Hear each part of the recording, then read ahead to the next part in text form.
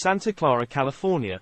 During his drive to work Tuesday, San Francisco 49ers head groundskeeper Matt Grainer called up his good friend and Kansas City Chiefs counterpart Travis Hogan.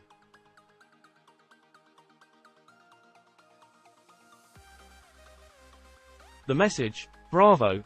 Arrowhead Stadium had just hosted a game with a -30-degree wind chill, a massive storyline heading into the contest, but the field and footing were non-factors.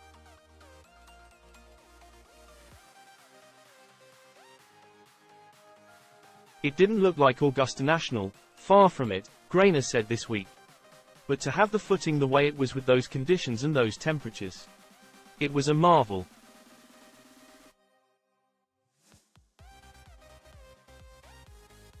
Now Grainer and his crew are preparing for their own winter weather, showers that are expected to turn to light rain right around Saturday's 5:15 p.m.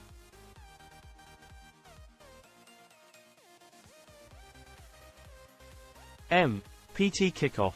Grainer admitted he nervously checked the forecast every 2 hours during the run-up to the game. It changed a lot throughout the week, but he's confident the Levi Stadium surface is ready for its moment in the playoff spotlight.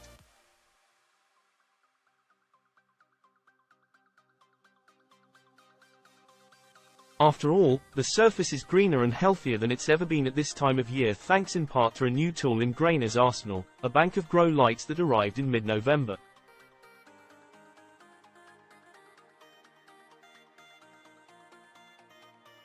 Anyone who peeked inside the stadium around that time might have thought a spaceship had touched down on the field.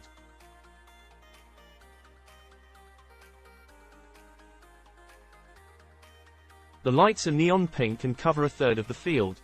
Grainer said the movable rigs contain red and blue light waves that encourage photosynthesis, as well as infrared lights that help warm the surface temperature.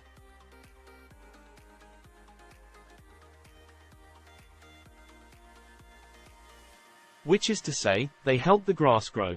Nick McKenna, the assistant athletics director at Texas A&M and the former president of the Sports Field Management Association, said the technology has its roots in the Netherlands, where it was used to help tulips grow in low light.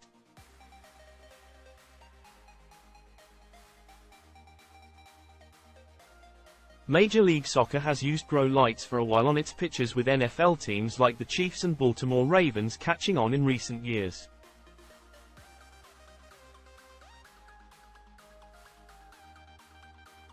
Even the Miami Dolphins use them because the awnings inside Hard Rock Stadium, designed to shield fans from the hot South Florida sun, also rob the field of sunlight.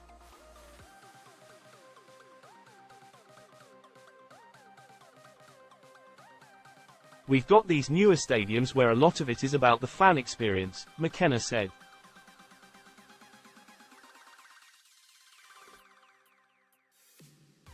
"You want the fans covered and protected from weather. So they're building them more vertical, where you're creating these unprecedented shade lines.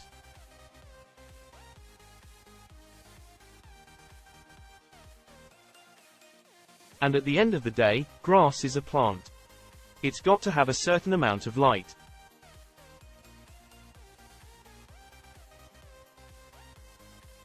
Even a wide-open stadium like Levi's doesn't get enough light in the winter. The Sweet Tower on the west side of the venue blocks a lot of the light, and the warm-weather Bermuda grass that makes up the bulk of the Levi's playing surface typically goes dormant in late November.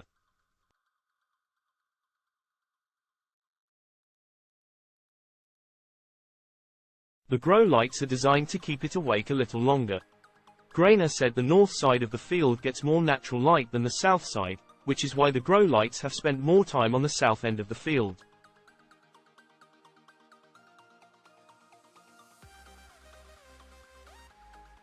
He said sensors in the field that measure everything from light to soil temperature to moisture content suggest the grow lights are working.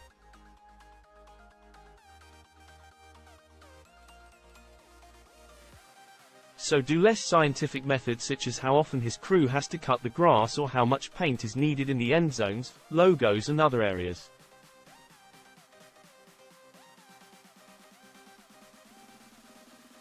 "We've never had a better stand of grass in the south end zone," Grainer said.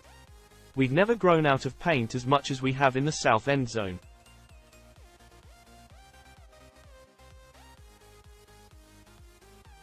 It's been drastically different.